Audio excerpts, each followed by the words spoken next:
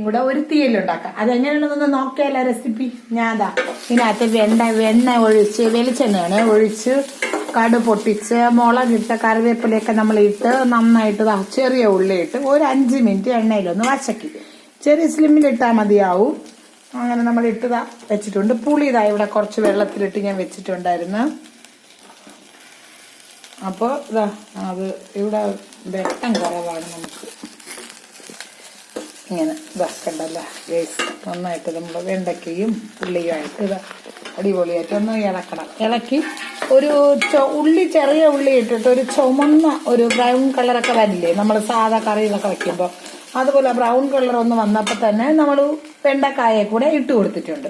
അതിട്ട് ഒരു 5 മിനിറ്റ് ഒന്ന് ആ എണ്ണയിൽ തന്നെ ഒന്ന് വശക്കി.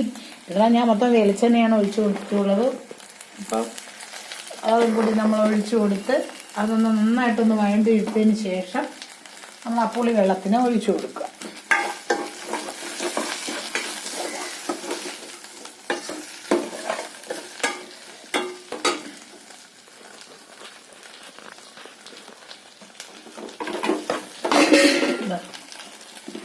അതിട്ടിട്ട് നമ്മളിതാ കുറച്ചിനി നമുക്ക് ആവശ്യമുള്ള ഉപ്പ് ഇട്ട് കൊടുക്കാം.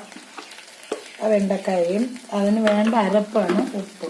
എന്നിട്ട് നമ്മൾ തേങ്ങ നന്നായിട്ട് വറുത്ത് അരച്ച് ഒക്കെ വെച്ചിട്ടുണ്ട്. മുളക് പൊടിയും മല്ലിപ്പൊടിയും ഒരു അരമുറി തേങ്ങ എടുത്തിട്ടുണ്ട്. ഇതിന് വേണ്ടിയിട്ട് ഒരു അരമുറി തേങ്ങയാണ്.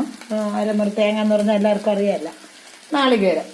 ഓക്കെ, അരമുറി നാളികേരം എടുത്ത് വറുത്ത് അതിനെ നല്ല വെളിച്ചെണ്ണ ഒഴിച്ച് അതിനെ തേങ്ങയൊക്കെ ഒന്ന് നാളികേരത്തിനൊന്ന് മൂപ്പിച്ചെടുത്തിട്ട് നമ്മളിതാ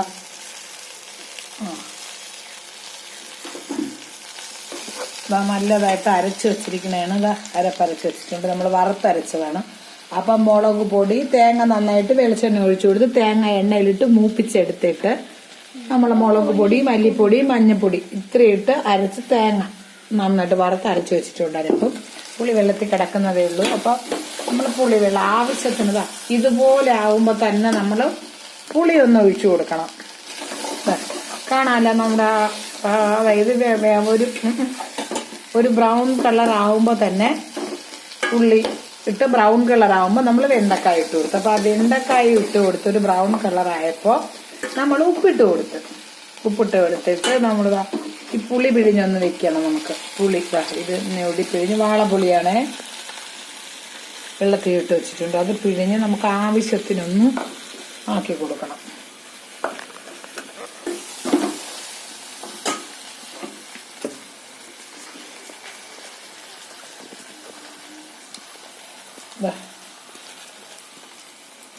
ഇതങ്ങ് ഒഴിക്കുവാണേ. നമ്മൾ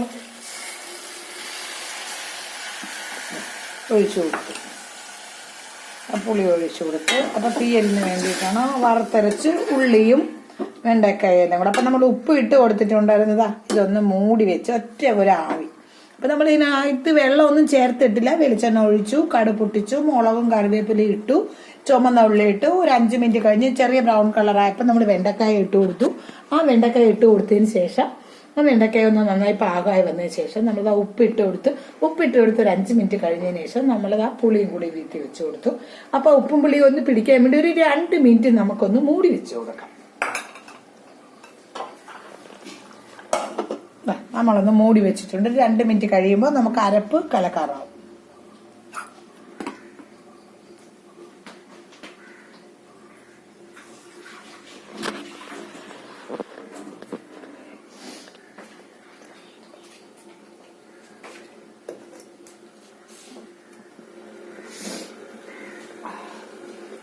ലോ ഫ്ലെയിമിൽ ശകലം ഒന്ന് ഒരു സെക്കൻഡ് നമുക്കൊന്ന് ലോ ഫ്ലെയിമിൽ ഇട്ട് കൊടുത്ത് അതൊന്ന് തിളപ്പിച്ചെടുത്ത ശേഷമാണ് നമ്മൾ ഇനി ഈ അരപ്പൊന്ന് കലക്കിയെടുക്കുന്നത്. അപ്പം നമുക്ക് അതൊന്ന് വേവുന്ന രീതിയുണ്ട്. നമുക്ക് ഈ അരപ്പൊന്ന് സെറ്റാക്കി എടുക്കട്ടെ. എല്ലാവർക്കും അറിയാം ഈ ഉള്ളി തീയൽ കുഞ്ഞുള്ളി ചെറിയ ഉള്ളി ഇട്ടിട്ട് തീയൽ വെക്കുന്നതൊക്കെ അറിയാം. ഓരോരുത്തർക്കും ഓരോ ഇഷ്ടമല്ലേ. അപ്പം നിങ്ങൾക്ക് ഗൈസ് ഇഷ്ടപ്പെടുകയാണെങ്കിൽ നിങ്ങൾ ഇത് ട്രൈ ചെയ്ത് നോക്കുക. ഓക്കെ, സപ്പോർട്ട് ചെയ്യുക, ലൈക്ക് ചെയ്യാൻ മറക്കരുത്, ഷെയർ ചെയ്യാൻ മറക്കരുത്, സബ്സ്ക്രൈബ് ചെയ്യാൻ മറക്കരുത്. നിങ്ങളൊന്ന് കഴിച്ചു നോക്കണം. ആ ബെല്ലേ കൂടി ഒന്ന് അമർത്തിക്കണേ. നമ്മുടെ ആ പാകത്തിന് തന്നെ നമ്മുടെതാ ആയിട്ടുണ്ട്. ഉള്ളിയും നന്നായിട്ട് കാണുന്നുണ്ടല്ലോ ഗൈസ്. ചെറിയ ഉള്ളിയും വെണ്ടക്കായും കൂടി ഒരു ആവി കയറിയതാ. ഒരു അര സെക്കൻഡേ നമ്മളത് ഇട്ടിരുന്നുള്ളൂ വേവാൻ. അതായത് നമ്മൾ എണ്ണയിൽ മൂപ്പിച്ചെടുത്തതല്ലേ, അപ്പോൾ അതുകൊണ്ട് വളരെ കുറച്ച് സമയം മതിയാവും. നമുക്ക് കാണുമ്പോൾ തന്നെ അറിയാം തിളച്ചുകൊണ്ട് കിടക്കുന്നുണ്ട്. നമ്മൾ ആ കലക്കി അരപ്പ് അതിലേക്കൊന്ന് ഒഴിച്ചു കൊടുക്കുന്നുണ്ട്. അപ്പം അരമുറി നാളികേരത്തിൻ്റെ കൂടെ നമ്മൾ 2 സ്പൂണ് മല്ലിപ്പൊടി, ടേബിൾ സ്പൂണാണ്. എന്നിട്ട് 1 സ്പൂണ് മുളക് പൊടിയും ചേർത്ത് ഒരല്പം 1/4 സ്പൂണ് മഞ്ഞളും കൂടി ചേർത്താണ് നമ്മൾ ഒഴിച്ചു കൊടുത്തിട്ടുള്ളത്. കാണാമല്ലോ ഗൈസ്. നമുക്ക് നന്നായിട്ട് തന്നെ ഒന്ന് ഇട്ട് കൊടുത്ത് ഇനി ലോ ഫ്ലെയിമിൽ തന്നെ ഒന്ന് ഇട്ട് കൊടുത്ത് എടുക്കുന്നതാണ്. അപ്പോൾ നമ്മൾ വീണ്ടും നമ്മുടെ അരപ്പൊക്കെ ഒന്ന് സെറ്റാക്കി എടുക്കണം. അപ്പം നമുക്ക് ഉപ്പ് കുറവുണ്ടെങ്കിൽ, പുളി കുറവുണ്ടെങ്കിൽ, ഉപ്പും പുളിയും പാകത്തിന് എരിവും ഒക്കെ വേണമെങ്കിൽ നമുക്ക് നോക്കാം. ഇതിനകത്ത് വേണമെങ്കിൽ നിങ്ങൾക്ക് കുരുമുളക് പൊടിയോ കുരുമുളകോ ഒക്കെ വേണമെങ്കിൽ ഇത് വറക്കുമ്പോൾ തന്നെ നിങ്ങൾക്ക് ആഡ് ചെയ്ത് കൊടുക്കാവുന്നതാണ്. പക്ഷെ അതിൻ്റെ ആ ടേസ്റ്റ് നമുക്ക് നല്ല നാടൻ രീതിക്ക് തന്നെ ഉള്ളിയും വെണ്ടയ്ക്കയും കൂടി തീയിൽ വെക്കണമെന്നുണ്ടെങ്കിൽ ഈ ടേസ്റ്റ് തന്നെ വെക്കണമെങ്കിൽ അത് ചേർക്കേണ്ട ആവശ്യമില്ല. അത് ഒഴിവാക്കി വയ്ക്കാം. ആവശ്യമുള്ളവർക്ക് ചേർക്കാം.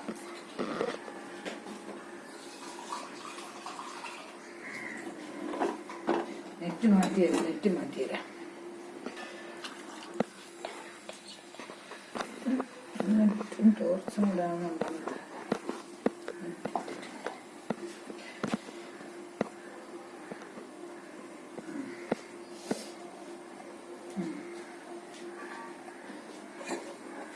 നന്നായിട്ടൊന്ന് ഇളക്കുന്നുണ്ട്. ഇളക്കിത് തിളച്ച് കഴിഞ്ഞാൽ സൂപ്പറാണ്. ഇനി പ്രത്യേകിച്ച് നമുക്കിത് താളിക്കേണ്ട ആവശ്യമൊന്നുമില്ല. കാരണം ഇപ്പം തന്നെ നമുക്ക് പാകത്തിന് ഉപ്പും പുളിയൊക്കെ നോക്കാം എങ്ങനെയുണ്ടെന്ന്. ഒരു ശകലം ലേശം ഉപ്പുളി കുറവുണ്ട്. അപ്പം തന്നെ നമുക്ക് ആഡ് ചെയ്ത് കൊടുക്കാം. അപ്പം എന്തുണ്ടെങ്കിലും നമുക്ക് ഇപ്പം തന്നെ ചേർത്ത് കൊടുക്കാം. കറി തിളയ്ക്കുമ്പോൾ നന്നായിട്ട് തിളച്ചിട്ട് ഒന്ന് നല്ല കുറി വരുമ്പോൾ തന്നെ നമുക്ക് ഗ്യാസ് ഓഫ് ചെയ്യാം. പിന്നെ ഒന്നും ചെയ്യേണ്ട ആവശ്യമില്ല. തളിച്ചിട്ടാണ് നമ്മൾ ചുവന്നുള്ളി ഇട്ട് കൊടുത്തത്. അപ്പം അതുകൊണ്ട് തന്നെ അതൊക്കെ കാണാം. കടുക് പൊട്ടി, മുളകും കറിവേപ്പിലൊക്കെ അതിനകത്ത് കിടപ്പുണ്ട്. പിന്നെ തേങ്ങ വറക്കുന്ന സമയത്ത് വേണമെങ്കിൽ നമുക്ക് കുറച്ച് തേങ്ങ വറക്കുമ്പോൾ കറിവേപ്പിലയും കൂടി ഇടാം. ചെറിയ ഉള്ളി 2 കഷ്ണം ചെറിയ ഉള്ളി, 1 മുറി നാളികേരവും അതിൻ്റെ കൂടെ 2 ചെറിയ ഉള്ളി, കുറച്ച് കറിവേപ്പില, ഇതൊക്കെ ഇട്ടിട്ടാണ് നമ്മൾ മൂപ്പിക്കണം. തേങ്ങയായിട്ടിട്ട് നല്ല ചുമന്ന് വരുന്നൊരു പരുവുണ്ട്. ആ പരുവും വരെ മൂപ്പിച്ചിട്ട് ചുമന്ന കളറായതിനു ശേഷം മാറ്റിയിട്ട് 2 സ്പൂണ് മല്ലിപ്പൊടി, 1 സ്പൂണ് മുളക് പൊടി, 1/4 സ്പൂണ് മഞ്ഞൾപ്പൊടി ഇത്രയും കൂടി ഇട്ട് നമ്മൾ വറുത്ത് നന്നായിട്ട് തേങ്ങ വറുത്ത് മൂത്തതിന് ശേഷം വീണ്ടും ഞാൻ പറയണ തേങ്ങ ചുമന്ന കളറായിട്ട് ഈ മുളക് പൊടി, മല്ലിപ്പൊടി, മഞ്ഞൾപ്പൊടി ഇടാവും. അല്ലെങ്കിൽ അത് കരിഞ്ഞു പോവും. പ്രത്യേകം ശ്രദ്ധിക്കുക.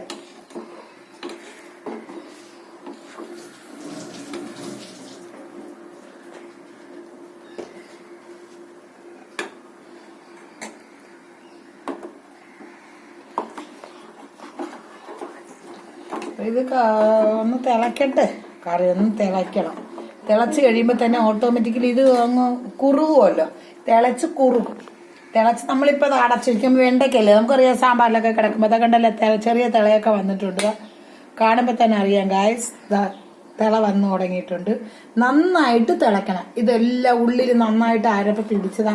നല്ല തിളച്ച് ഫുള്ളും തിളച്ചിട്ട് ഈ തിളയുടെ പതയൊക്കെ ഒന്ന് മാറി വന്നിട്ട് നല്ല അടിപൊളിയായിട്ട് വന്നിട്ട് ഇത് കുറച്ച് ഒരു 5 മിനിറ്റ് നമ്മൾ ചെറിയ സ്ലിമ്മിൽ ഇടുമ്പോൾ നന്നായിട്ട് തിളക്കണം. തിളച്ച് നല്ല അടിപൊളിയായി ഫുള്ളും തിള കഴിഞ്ഞ് ഒരു 2 മിനിറ്റ് നമ്മൾ സ്ലിമ്മിൽ ഇടുമ്പോൾ എണ്ണയൊക്കെ തന്നെ തെളിഞ്ഞ് മീതെ നല്ല ഉപ്പും അരപ്പും എരിവും ഒക്കെ പാകത്തിന് പിടിച്ചിട്ട് നല്ല സൂപ്പർ തീയലായിരിക്കും.